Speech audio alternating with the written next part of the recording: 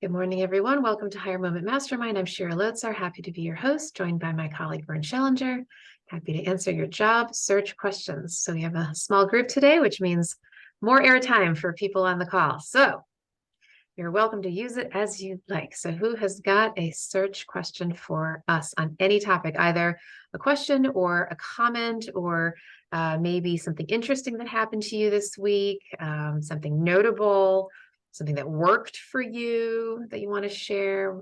Open to everything. Ty? I was on a call with other ASA people, and it was about company culture. And they did a quick poll, and it was a small poll because there's probably only about 20 people in the poll. Interesting that people said that they hire for cultural fit, and not skills. That was overriding.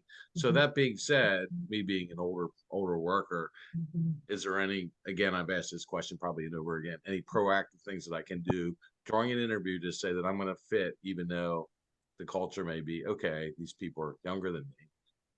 Well, so culture doesn't necessarily have to do with age, right? Okay. Culture is culture, like regardless of how old the people are in the room. So I think that you want to just probably separate those two things out. Okay. Now, that said, I think it's good to ask about the culture. That's what you do want to do. You want to have them describe it to you. So if they say, for example, hey, we like to have fun around here, okay, which, tends to be these days more and more prevalent when there's a younger, workforce. Not always, right? People can have fun at all ages, but oftentimes we're hearing more of that now. Speak into that. Tell them about your sense of humor. Tell them about how you have to have fun. Whatever the thing is. So if you ask them about their cultural norms, regardless of generation, regardless of age, just who are they? What are they? How do they like to work? To the extent that you can relate to that, speak into it. Now, there could be a very different culture. It could be a culture where everybody's very heads down. And everybody's just sort of nose to the grindstone and real, kind of like, presuming that works for you. Again, speak into that, right? It's not about, it's just like, what is the overarching pervasive culture? Now, if you do feel that age might be a bit of an issue for other reasons, that again, you can always speak to that as well and say, look, and keep reiterating the whole reason for why you're looking for this kind of work, and how you are, meaning that you're looking for lower level work right now, that you can, because you've been the director, now you're looking for that sort of coordinator level, and how open you are and want to learn, and you want to be here to support people and be part of the team. And using words like that will help people feel like, oh, okay, he's one of us, right?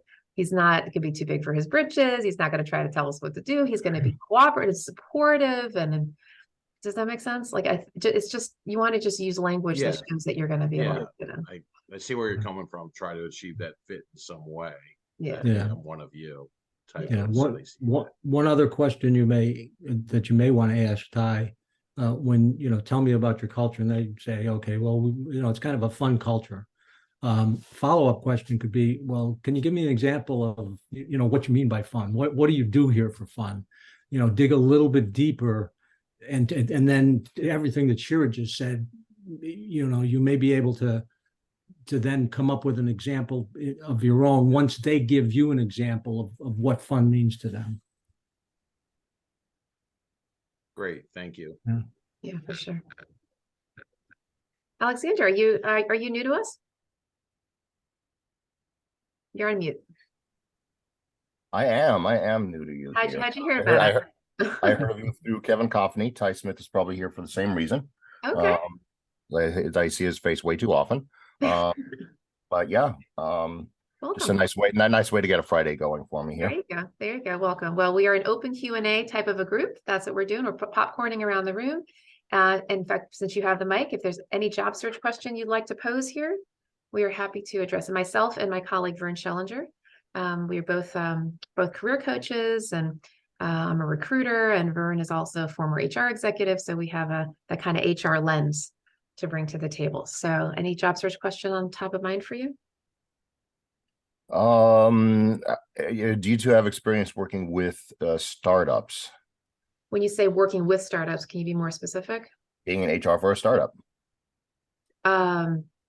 Give us a little more context. That could mean Okay. a lot of things. So I just went to Women in Technology on Tuesday, and I found a couple of companies. I was okay. Sorry, I'm a former developer. I've been developing software for 20 years. Can't do it anymore. Now I'm a Scrum Master, Scrum Coach, or other Agile Coach type of thing. I've only had like 2 years worth of actual working experience doing that, and now I'm out of work looking, and I don't know, just always had a bit of an entrepreneurial bent about me. So at WIT, I found a couple of companies who just barely have gotten their tech products started up off the ground. Okay. Got a good rapport, talk with engineers there.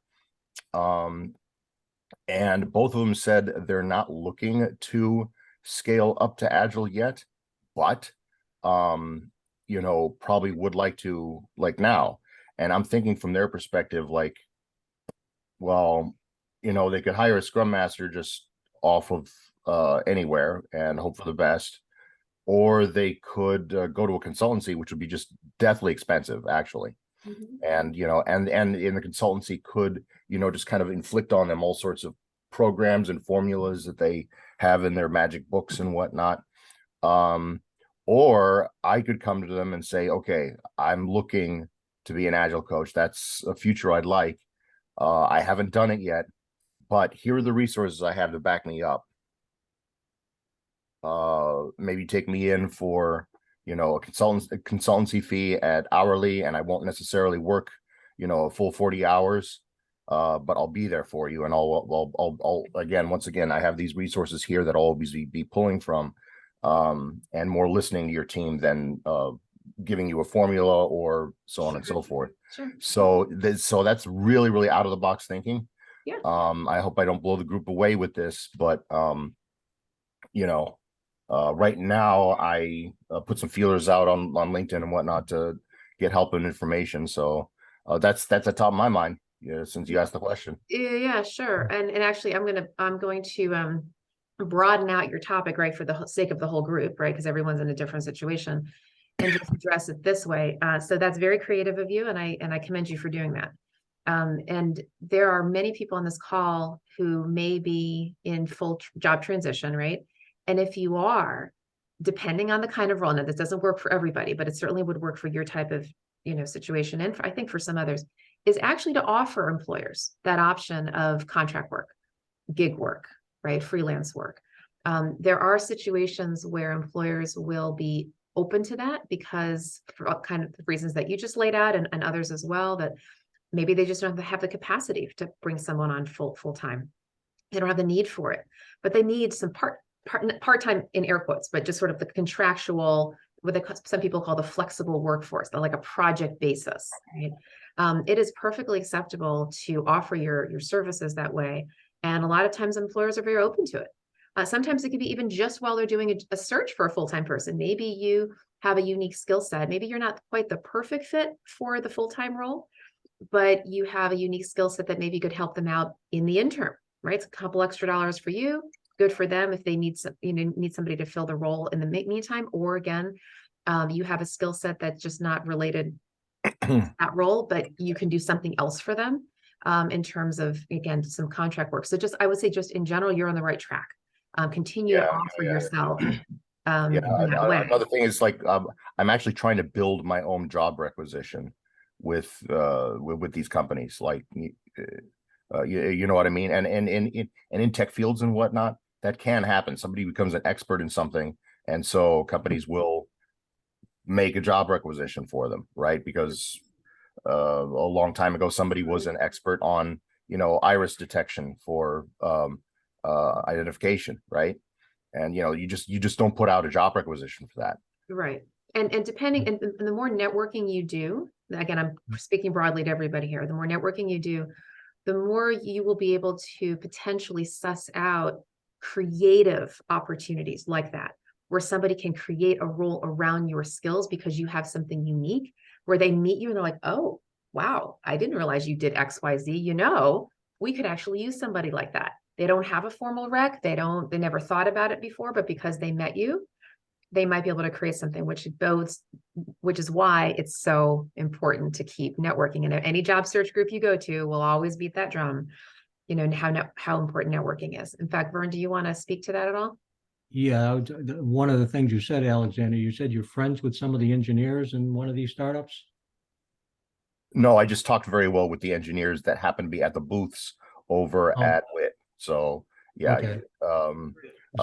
that's kind of as a Scrum coach, that was my sort of selling point, was that a lot of people coming into Scrum Master will be coming from completely different fields, especially business. But me, I'm a straight up developer, so I can, really talk their talk. So, Well, is there any, do you have contact information? Is there any way you can reach out to them via email or? yeah, right. I mean, I got their, I'm connected with them on LinkedIn, and Okay. yeah, Right. getting that rapport. To Shira's point about networking, one of the things you can do and I agree, your strategy is creative. It's a way to potentially land employment there. From a networking standpoint, the more you can learn about that startup and what their primary product services are, what they're trying to develop, the greater likelihood you might be able to say, wow, I could really help you with XYZ, getting very specific. That's right. Which if you can identify these or several specific problems that they have, and you can speak to that. Hey, Scott, would you The mind? seat has to be lifted off when you flush it, and don't put toilet paper in the bowl. You're probably going to have to hit the button there. Yeah. Okay. All right. Did you? These guys, Antithesis, were doing a different way of software testing. Software testing is always a problem and an afterthought in software development, and they would go over above and beyond code coverage, but also state analysis kind of thinking, which again, I don't want to blow people away too much with technical stuff. And then these guys, Rampart, they actually managed to find a way to protect Wi-Fi at the physical layer. So the very radio signal that's going across the air can't sniff it. Hmm. So I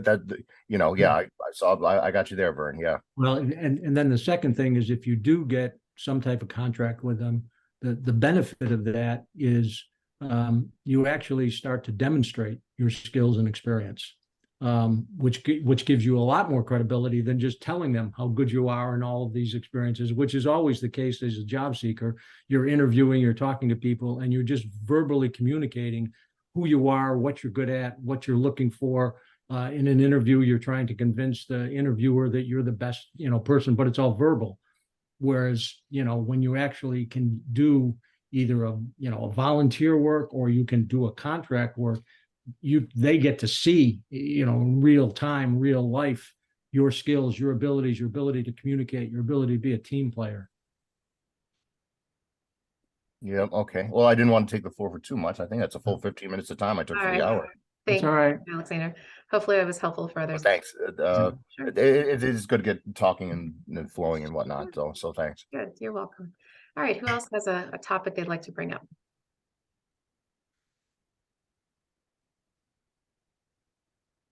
I actually do have a question today.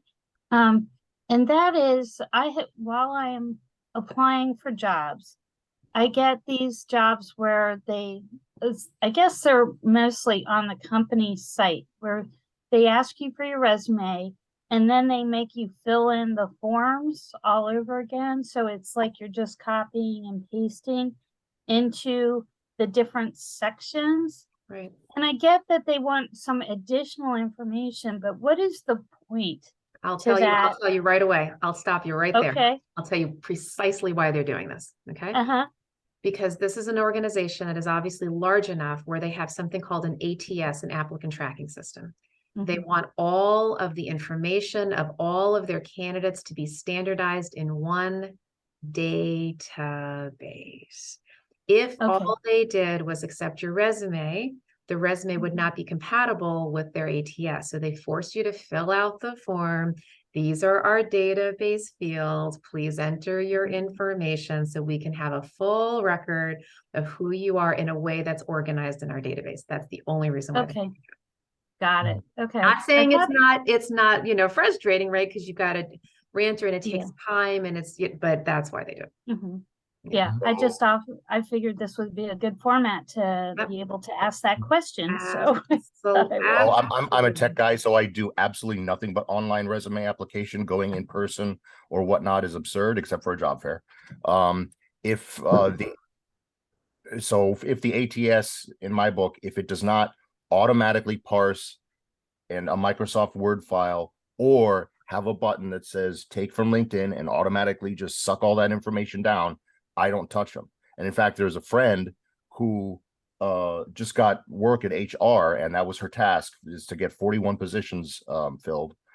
And I went to that job site and I had to manually enter everything. I would have passed that over, and I told her that. It's like, here's problem one. So yeah, if it doesn't automatically parse information and then only ask you a couple of more questions and then the affirmative action stuff, I just pass it over. fascinating. And that's a decision that you have to make, right? to make, Sally, that's yeah. a personal decision. Right? You're obviously your choice. Sally, you can choose to go that route, or depending upon how much you want that job. Yeah, Right? yeah, that's what I'm You saying. may If it choose it really depends, and there's everybody makes these decisions for very good reasons. And that's a very legitimate way that, Alexander said. On the other hand, look, you might say it's worth it to go through it, because otherwise you won't be able to have access to the opportunity. And you know Yeah, what, if you do go through the process, like Alexander said, by the way, should we call you Alexander or Alex? I want to make sure. I was Alex when I was a kid. Okay. So what Alex said, what you could do is fill it out if you want to.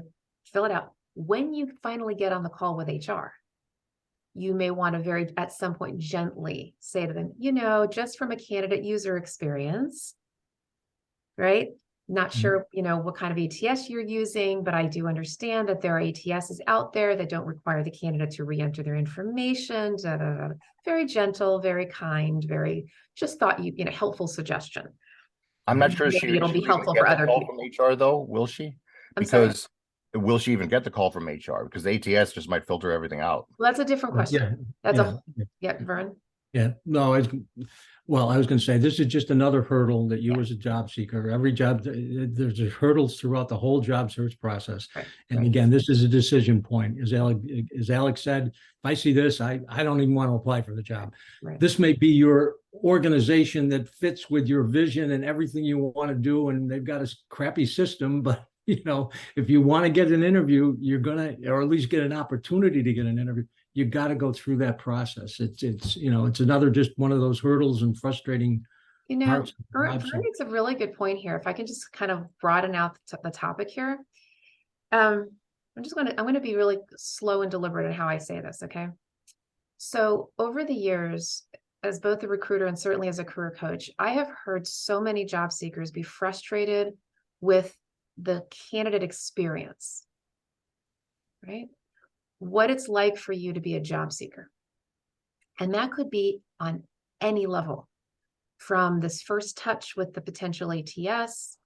Does the recruiter call you back? Do they give you the appropriate timelines? Do they make you jump through hoops? On and on and on and on and on. Okay. I hear the frustrations. They are legitimate frustrations. Yes, recruiters and HR people should be more thoughtful and sensitive. In fact, there's a whole conversation around in the recruiting community around, and notice the term I used, the candidate experience. Now, you wouldn't use that term. Recruiters use that term because they recognize there is such a thing, that you do go through frustrations, and progressive employers will actually spend time thinking about the candidate experience, right? Like a customer experience, same thing. Because they recognize they lose people all over the place if the application's too unwieldy, if the recruiter doesn't call back, whatever. Okay. All of that said, how an employer navigates the candidate experience may not have anything to do with how you will be treated as an employee. And here's why I say that with some level of confidence. Because the recruiting process oftentimes is a bit divorced from everything else in the company. Whether they have a full-time recruiter, whether they outsource their recruiting to firms like mine, whether they have an HR person, the whole recruiting experience, right, is usually its own entity. Now, I'm not saying what should be. Yes, it should be integrated. Yes, they should have a great experience. I'm not talking about what should. I just mean the reality. It's its own thing because recruiting is a very, very unique type of process. In fact, there are a lot of HR people that don't like recruiting. They want to do everything else but recruiting. They want to do training. They want to do employee benefit. They don't want to even touch recruiting. They don't know how to do it well. It's this afterthought for most people. It's not a, there's no real rhyme or reason. It's not like accounting, right? We have gap principles and this is how you do accounting and bookkeeping. Recruiting is sort of all over the place. There are some processes, but it's just sort of this amorphous thing. And a lot of people have never really mastered it well. Certainly small companies. And if you're like an under 50 person employer or whatever, what recruiting? You do recruiting once in a blue moon. So there's no real best practice. Okay. As a result, you may have as a candidate experience, not such a great experience, but once you get in the door, having nothing to do with the recruiting process, but just being a regular employee, it might be perfectly fine. Now, I'm not saying it is always going to be perfectly fine, but don't necessarily think that because your recruiting experience wasn't so great and there was some frustrations, that necessarily means that that's indicative of what it's going to be like to work there. Oftentimes, one has nothing to do with the other because recruiting is such a separate process. Vern, would you agree with that? I mean, because you've been on that side in HR. Yeah, I agree with it. And let me add to it. Like any profession, there are, a spectrum of people in terms of, HR, who are in the HR field, who do a better job than other people in the HR field. And so that's another variable that enters into this in terms of, and as Shira said, a lot of HR people don't even like to do recruiting. In my senior roles in HR, my thought process was, if you're a candidate and you don't get the job, I want you to end that experience thinking, while I didn't get the job, that was a well done professional experience. I was treated well. I was, I want you to leave there with a positive image of the company, Right. as opposed to a negative one. Right. And now, was I perfect, or was my, the different organizations I worked in? No, we were far from perfect. But we did everything we could to try to make that an experience that somebody would say, boy, if I get another opportunity to work for that company, I'm going to apply, because I just got such a good, I actually did have a good candidate experience, even though I wasn't the one selected. But again, very hard to do. The other thing Shira and I talk about all the time on this call is, if you're in HR and you're recruiting and you get 1,000 resumes, and even though they've got to go through an applicant tracking system, you still are ended up with, 50 or 100 resumes that, maybe you may be actually looking at, and then trying to communicate with every one of those people. It's just a very difficult, it's a difficult process to have that great candidate experience. Because from your perspective, you're seeing, if you're one person engaging with one company, well, I mean, engaging with a lot of them, but you and that company. But from their side, you're just one of hundreds or thousands of people. And so depending upon their size, their process, do they have a recruiter? Do they not? How big are they? How small? Do they have applicant tracking systems? Blah, blah, blah, blah. Depending on all of that will determine how you experience them. And there's no consistency because of all of these different factors. Okay. Make sense? Yeah. Ty, I know you have a questions, but if I can just ask one additional question about this tracking system is when I'm filling things out, and because of COVID, my last 3 to 5 years have been a little choppy. So is it better for me to put all of my resume in, or should I just put, I usually have been putting the last 3 jobs in, which really don't reflect things I want to be doing and things that I am good at. So should I put the whole thing in, or just the top 3? How far back are your last top 3 jobs? How many years? Well, they go back to 2012. The ACR, the American College of Radiology, that was 8 years. And so that takes up a lot of time. Yeah. But then the 2019 to 2022, 23 timeframe is really very.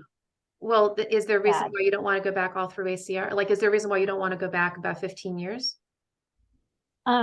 No, I Okay, just so wanted the to deal know. is that the ACS is very technical, very literal, very data-based. Field 1, Field 2, Field 3. I think Sally is saying that Field 1 is the last job, Field 2 is the next job before that, Field 3 is the job before that, and the one she really wants is way down there. Wait, is that what you're saying, Sally? So, Yes. yeah, Oh, yeah, I see. Oh, yeah, yeah. oh, This oh. is a database field. There are Database, humans the actually ATS looking issue. at the database. Make sure your best jobs are there. Okay, Yeah. thank you. Yeah, that of course that but then you have the timers that you have to account for the Or time. better yet, if you want to like kludge things, take your choppy situation and put it into one. It's like, oh yeah, here I had 3 jobs, 1, 2, 3, and then I actually did that for stuff that was way back when, like from 2003 to 2009. I had a bunch of hodgepodge. I just said, oh, I was an independent. Here's some projects I worked on, 1, 2, 3 in one block. So yeah. Well, yeah, Okay, you want to be accurate about that as well. I mean, right? So if you're going to go ahead and clump it together, you're going to have some consistency. So maybe you were director of education for these couple yes, of jobs, you can put the title and then say held these jobs in these times. You have to be a little creative about it, but be accurate. Whatever you do, okay, always be accurate. great. Thank you. And Ty, before we go to you, Gina had actually put some stuff in the chat. So if I can just address that first. So and Gene, I might have you elaborate here, but you said coordinating unasked reference pings to the search chair. What do you mean by coordinating unasked reference pings? So as they're making their decision, them receiving an email from a reference saying, oh, I hear that this candidate is in the search. I totally endorse her work. An unsolicited reference coming into the search committee as they're making their decision. I want to make sure I'm really clear on the distinction here. Is when you say unasked, meaning that you would like to proffer those references, or that the search chair went around you and went and found a reference that you did not provide? The first example. The first, okay, you would like to pop them in. I say to have them call in. Yeah, that's tricky, right? Because people don't want to feel kind of pestered. On the other hand, it depends on the relationship. If there's some legitimate reason why your reference would, especially if they know the search people in the search committee, if there's some connection industry to industry, that they're actually colleagues on some level. If they're not, it's tricky. You could, but it's a little tricky. Vern, do you want to opine on this? Yeah, the chair hit on it. It's about the relationship. If somebody on the search committee knows this person well and has a relationship with this person, and they're the person saying you really ought to hire Gina, if that relationship is strong, they'll put some value on that. If this is a person they trust and know well and have had conversations with and have a relationship with, they'll put some value in that. If it's just John Brown calling out of the blue at the other end of the spectrum, right, the search committee, that could backfire on you. That's right. Yeah, just have one of your people, find an email and send in a recommendation for you. They'll say, what's this all about? Where did this come from? Right. So they would know of this person or these people, and I think their titles carry a lot of weight. Okay. But I would not say that there would be a personal relationship between the search committee and these folks. A high level of credibility, it's like, oh, so and so is calling us. Yeah. If it's one of those, then I'd go for it. Yeah. Yeah. But when you say coordinating, me reaching out to my contact saying, hey, would you mind sending? Yes. Yeah. Okay. So I don't know if that comes across as a little. Depends on your relationship with your contact. Yeah. So if I'm your contact and you and I have a relationship at one end of the spectrum, I'm saying absolutely, Gina, no problem. I'd love to do it. If our relationship's at the other end of the spectrum, I'm sitting there saying, should I take this risk? I don't really know Gina that well. And if I Mhm. recommend her and they hire her and she doesn't work out, then it's almost my reputation that's on the line here. Yeah. And people think that way. They just don't. And so when I talk about the level of the relationship, the most fundamental word is trust. I mean, what's the degree of trust that you have with this person that's recommending you? Mhm. And the stronger that is, to Shira's point, the greater likelihood, yeah, this might be a good strategy for you in terms of, Mhm. of potentially boosting your possibility of getting the offer. And you had a couple more questions. What are your thoughts of making public salary range have flexibilities? Can you elaborate? Are you talking about So nowadays, when you see a posting? job posting, you see a salary range, and that's a new thing. But how flexible, if you're at the final stage of the search, do you find that these public ranges are, or are they pretty rigid because they're made public? They Okay. don't want to It depends. It stretch. absolutely depends. And this is something that the employer community is actually talking about right now. In fact, I just got off a call, I think it was 2 days ago, with literally this kind of thing. So sometimes there is. Now, first of all, let me just say, with the government, it's rigid. It just is. The range is in fact, they've always had ranges. They've always posted. It is what it is. With private sector firms, I'd say that sometimes there is flexibility at the top of the range. However, do not assume it. Okay.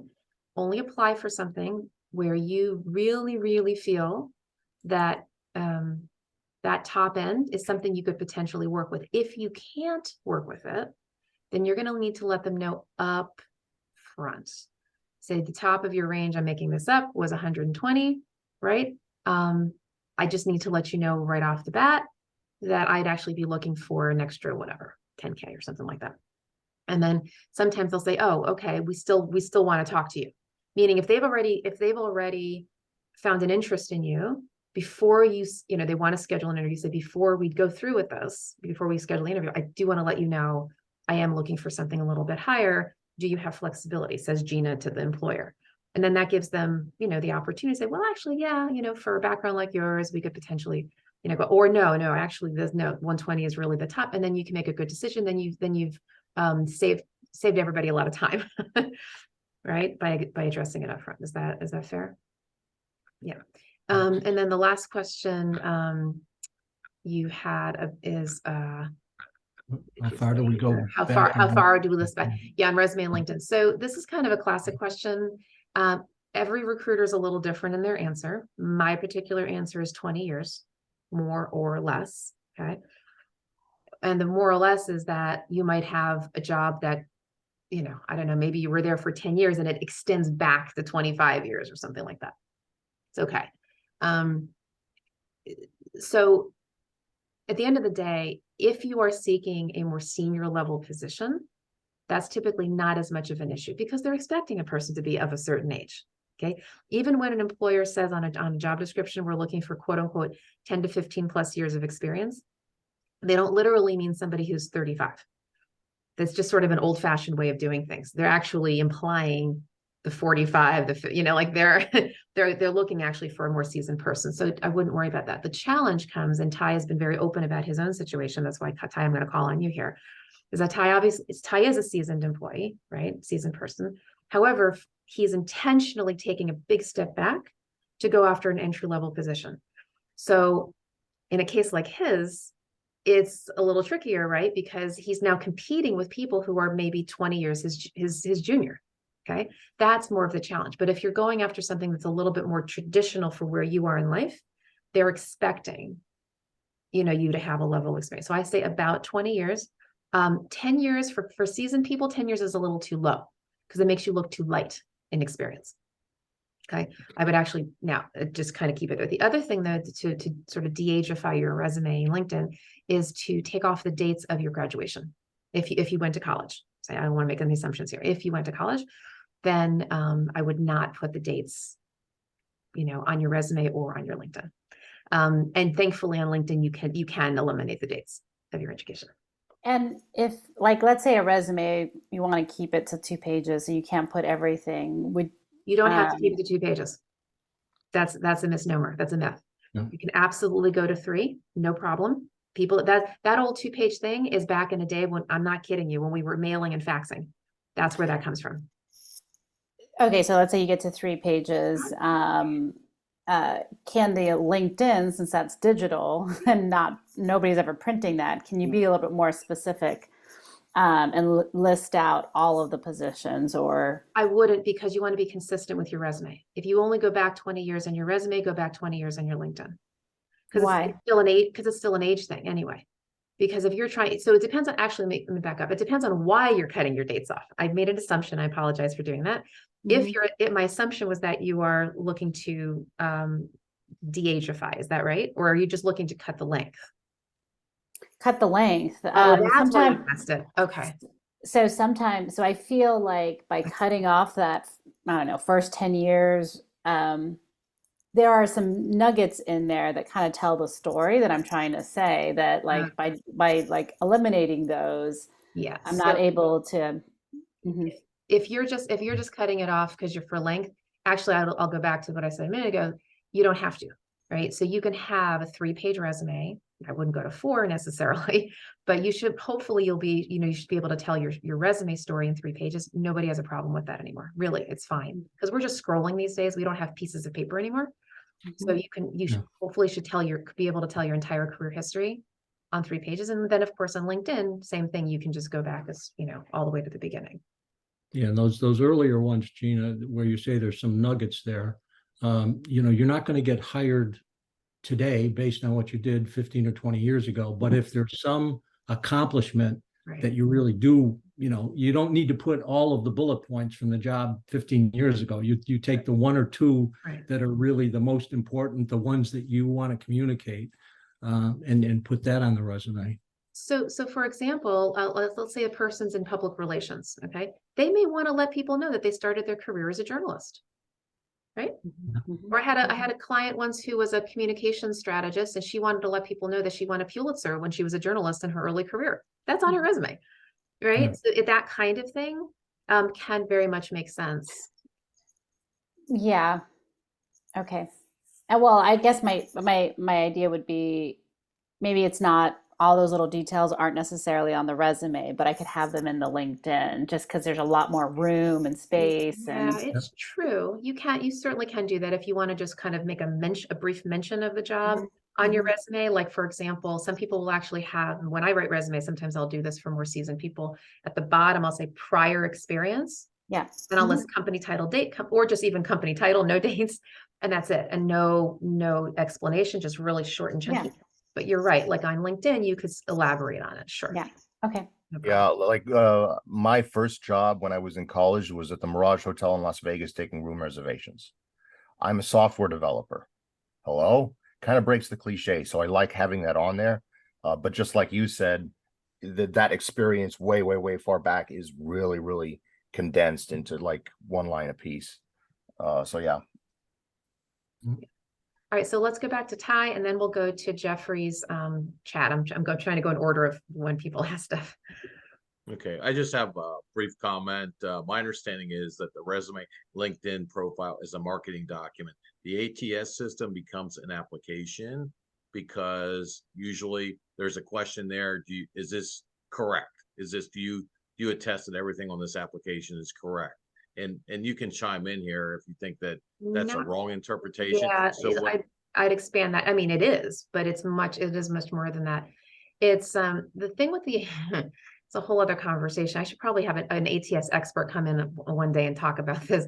But so actually, if you Google or go to LinkedIn, there are literally consultants who literally help you beat the ATS. Like, it's a whole cottage industry because it's so hard to get through. The ATS is designed to help the employer to filter through the morass of resumes that they have based on keywords. Okay. It's very difficult to do that because every ATS is different in their algorithms, on top of which the recruiter will put in X keywords. You have Y keywords on your resume, right? You just miss each other. You could be perfectly qualified. ATS never brings you up, or they bring you up on the third page and then they never see you, whatever. So it's really it's just been a way to aggregate, and curate resumes. And that started when we started the digital age, right? We're all old enough to remember, right? Like the envelope and fax, we remember that. But when that happened, or sorry, when the internet really, kind of had its time, then, and we started hitting the send button, right? Everybody flocked, and then recruiters were overwhelmed, and that's why the ATSs, started. So no, it absolutely is very, very important from a branding perspective, because you need to have the right keywords. You need to scrub that job description, look at the keywords that the employer is using, and make sure that those show up clearly on your resume. In fact, in multiple places, so that the ATS will actually grab it. You know what, on I that don't know if topic, there it's was, a good or bad practice. Basically, what I do is I also try to find the hiring manager. Sometimes websites will have the hiring manager's email. I will email them directly my And resume. that is it's hugely important, because the ATS oftentimes will screen you out. And so in general, remember, we always talk here about internal champions, finding an internal champion. And it's especially important when you are applying through an ATS that you try hard to find somebody who knows somebody at that company who can flag your resume, right? And literally airlift you out of the ATS, like go grab you and say, oh, Ty, he's applying, go recruiter, go find him. And that's so helpful, because otherwise you're just another data point in your database. You got yeah, to get there's a journalist on Forbes as well as LinkedIn influencer, Liz Ryan. Her name is spelled a little bit funny, but she's been advocating that as a journalist for 15 years. Exactly what you're talking about right now. The internet broke the hiring process. And then she suggests specific creative ways to get around it, which are probably ever changing anyway. But yeah, just like you said, you need to find a way to airlift yourself out of ATS. And a lot of it goes back to your ability to build relationships with as many people as you possibly can. Yeah. So you network, and you build relationships. Huge. And Cher and I, we often mention there's a hidden job market out there. Forget about the ATSs, the hidden job market. The job's never posted. It's 80% of all jobs are 80% of all jobs are not posted anywhere. That's right. And the only way you find out about one of those jobs is because someone else in your network tells you about it, or even better yet, recommends you for it because they know somebody already in the company. They found out about that job because somebody who's in the company contacted them and said, hey, Vern, we're starting to hire for a new HR executive. Who, is there anybody in your network that would be a good fit for our company and our culture? And if I know somebody, I will recommend that person. Yeah, so periodically I'll share the videos that I have on my website. So if you go to this page, this has a laundry list of my videos that I've spoken to job seeker groups. And accessing the hidden job market is one of the titles. It's halfway down that page. Oh, by the way, as of this morning, I just found out next Saturday, I'm going to be leading an advanced LinkedIn training for career confidence. And I think it's going to be in person there. They've just come back in person. Let me just put there. It's not going to be on the website yet, because I was just asked this morning, but if you go to careerconfidence.org, they have meetings all throughout the week. I'll be doing this training next Saturday, the 12th. It'll be basically 9 to 12. And I think in Tyson's. I haven't been given the location yet, but you can certainly avail yourself. However, I also have a LinkedIn training on that page, that video page. So if you don't want to come to a live training, I have a 2-hour training. I call it Using LinkedIn Like a Pro. So on that video page, you can see that as well. Okay, and Jeffrey, you had a question. I think you were referring to what Alex was talking about. You said, well, essentially, yeah. I think Alex mentioned that even after submitting an ATS application, that the company can also parse your your resume by way of LinkedIn. I No. wasn't quite Yeah, clear. I think what Alex was saying, and Alex, please correct me if I misheard you. I think what Alex was saying was that there are some ATSs that are progressive enough where instead of needing you to fill out the application, the ATS will parse your resume or parse your LinkedIn and put it into the ATS for you. Alex, did I get that correctly? Yeah, it's not some, it's the only ones I applied to. That's right, but there are some ATS that do that. Yeah, so careers page, here's a job requisition. Apply now, click. Start application, LinkedIn, enter .docs. Enter .docs. What did he give it on? Boom, all the words are there. And you go in and brush up. Oh, that's a little wrong. That's a little wrong. Submit. Done. 3 minutes. Certain ATSs will do that, Jeffrey. That's what Alex is saying. Yeah. Good to know. Thank you, Alex and Shira. I'd also like to make a brief comment having to do with having someone or many to champion your cause in the form of your job search. And I'll use my daughter as an example. She's an accomplished lobbyist in healthcare here in the state of Maryland. And recently she was contacted by a recruiter, a headhunter, about opportunities on the federal level to serve as a lobbyist. And that one contact, and there's actually several who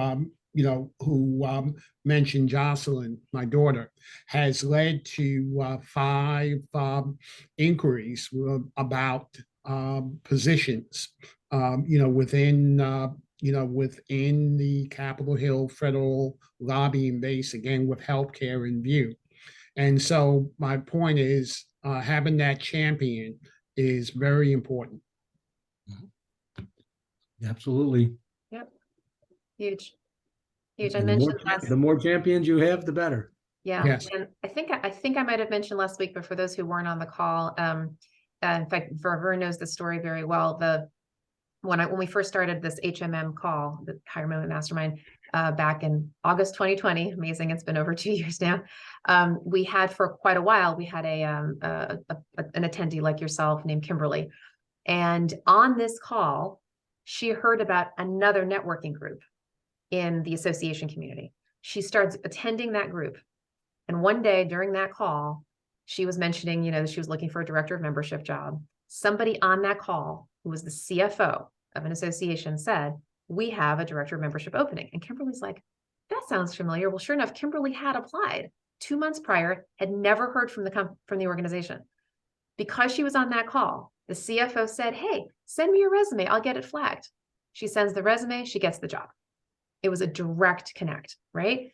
That is the power of networking. You never know who you're going to meet. You've got to get a direct connection if at all possible, right? Otherwise, the ATS is going to eat it. You're just another resume that they just scan, right? There's just so many reasons why you don't want to just be a piece of paper. You want to show up before your resume.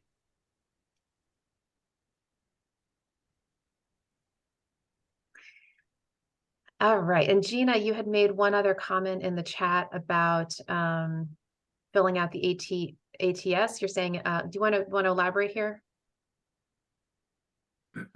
Yeah, no, I was just saying that at first when the autofill would happen into all the different fields from the resume, I would go in and fix dates because it didn't quite get it correct most of the time. It gets a lot of it correct, but sometimes it doesn't. So at first I would go in and fix and add. And now I'm just, maybe I shouldn't be doing this, but most recently I've been just letting it do what it's doing and just upload my cover letter and upload my resume. But after this call, I realized that, populating those fields with the descriptions with those keywords will probably be really important. And then another thing is that autofill fixing and editing gets really tedious. If you go back, you're, like those first 10 years. So sometimes I just take off those first 10 years of jobs and only list, the big meteor recent jobs that I've had as opposed to those early ones, because it's just really tedious to fix the dates and all of that. It doesn't get it right. Yeah. Well, the thing is that they'll probably make the same mistake over and over again. So just as an example, it's always taking them backwards or something like that, or always Yes. taking the next one. Well, you can go back, cancel that application, go back and modify that Microsoft Word file, and then do it again. And then go back, modify that Microsoft Word file, and do it again. Keep canceling the application until you get it right. Computer programmer, video game player, find the way, right? Yeah. Don't play the game, make the game. So yeah, go cancel the application, go back, fix the resume, cancel the application, go back, modify your resume, and then when it finally gets it mostly right, then you've got a snowball effect where, just like me, 3 minutes tops everyone, because it's already formatted right, Alex? quote unquote right. Alex, yeah. it seems like you have a real good handle on how to beat the ATS. Is that fair? I've got no choice in life. But no, but do you, I'm asking for a reason. Do you feel like you have a really good sense as to how to maneuver the ATS world? If you want me if you're proposing that I teach something, Yes. okay. I actually would love and maybe I should. Maybe I'll not take just that for me, extra step up. not just for here, but all those other jobs, so 40 plus, career confidence, McLean Bible Church, all that, CNM. They could really use this. I don't know how often people have the beat the ATS. You may want to consider like doing a deck and like breaking it all down, right? How to maneuver all this. I know we'd love to have your expertise here. Maybe like do like a 15-minute, kind of a workshop. What I would need is I would need feedback from other people, because for me to construct a perfect slide deck and presentation right now is impossible. There's a huge difference between teaching and doing. Sure, that's true. Well, That's what I would need from you, is more of these sessions like this, so that I could make a more effective slide deck, because I'm a perpetual teacher too, so I don't want to do a bad job at that. So yeah.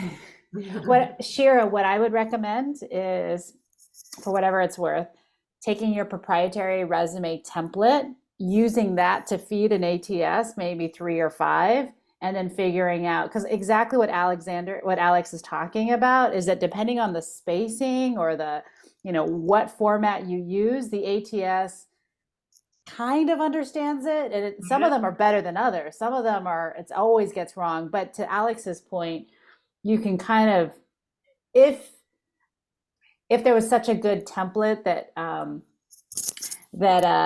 kind of mitigated some of those errors. There's no such thing as a template. There isn't. There's a system, and the system is what I said. Submit it. Look at what it got wrong. Cancel the application. Modify your document. Submit it again. Modify it. Submit it again.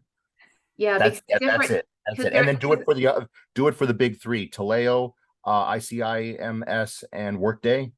Once it works for all 3, you can snowball. One of the things you can do, and I know this is counter to how we do resumes, is actually upload it in a plain text format. So the .txt, totally boring looking, but there's no formatting, there's no bullets, there's no borders, there's no text boxes, nothing for the ATS to kind of mess up. So take your Word document, save it as a plain text document, upload that, and that should populate, or at least be accurate in terms of the content. Right. Actually, see, there you go. That's another fish and water thing. I'm a developer, and I started in Unix environments in 1993. My primary editor of choice is Vim and Notepad++. Microsoft Word I have not paid for, and it's an afterthought, but it's there and it's good. It's like, here's my text file, and I also have an HTML file. Again, web developer kind of thing. So see, Shira, that's a fish and water thing, that for most people, a text file is like a foreign concept. For me, it's where I start. Yeah. So if you want a training thing, then we got to go back and forth through that. Just save it. Just do save as and .txt, which is the plain text. Yeah, that'll be very helpful. Good. All right. Well, this has been a very robust conversation. Anybody else have something to chime in about? Sally, Jeffrey, You're good? Cool. All right. Well, if there's nothing else, we can certainly wrap up a little early. I've been alluding to these other job search groups. When I mentioned 40 plus, career confidence, career network ministry, does everybody on this call know what I'm talking about? If you don't, please raise your hand. Okay, so Gina, I'll just quickly share what they are. All right, so career confidence, I put the link in there, career-confidence.org. Jeffrey's very familiar with 40 plus because he's been on the board now for a while, right? Correct me if I'm wrong, Jeffrey, it's 40plusdc.org, is that right? That is correct. Okay, so it's 40plusdc.org. They meet every Monday night now. Career Confidence, their Career Confidence's main session is Saturday morning, but they also have meetings throughout the week. CNM, Career Network Ministry, is sponsored through McLean Bible Church. You know about that, Gina? For anybody who doesn't, you can just go to, actually, I'll just quickly pull it up just for the sake of it. Give me a sec, put it in the chat here. Hold on. Okay, I'll put this in. Their main meeting is Tuesday evenings. However, they also have meetings throughout the week. And then the other one you want to know about is called the Career Gateway. That is the only one that's actually, there's a small fee of $75. It's sponsored through an organization called JCA. They have a week-long training program. They do cater to the 50 plus community, though you can be any age.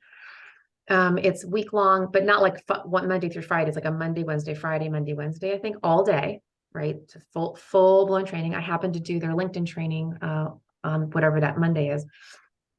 Great group run by a woman named Dr. Elise Barnes. She's fantastic. And it's a good cohort, right? You really kind of get to deep dive into your job search and get some real hands-on advice. So those are the groups I would say locally in the DC area. Of course, now we're on Zoom, right? So there's, I'm sure groups all over the country, but those are the ones that I'm pretty familiar with. So hope that helps. Oh, and for those of you who are interested in self-employment, Alexander, you had kind of touched on that. So I have another community service group that I run that I mention once in a while. It's called Boomer Works, BOOMERWORKS. I'll put that here. And it is also, we gear toward the 50 plus community. It is exclusively for those who are looking at self-employment. So we have monthly educational programs, and you can avail yourself of that. We typically meet the third Thursday of the month from 5:15 to 6:45. And we archive everything. So we record just about every one of our programs, and it's in our training center tab, and you can avail yourself of that if you want any aspect of self-employment. We continually upload content. Okay. I just joined. So great. Thank you for joining our community. And now you'll get once a month, you'll get a little promo of the event, so you can join us. All right. So with that, wish everybody a blessed day. And for those of you who don't know, so right, I'll be stopping the recording now, but then you can stay on for a short prayer call that I'll lead for those of you who would like to join. Anybody else you would like to just, see us next week, you're welcome to do that too. All right. All right. Thank you.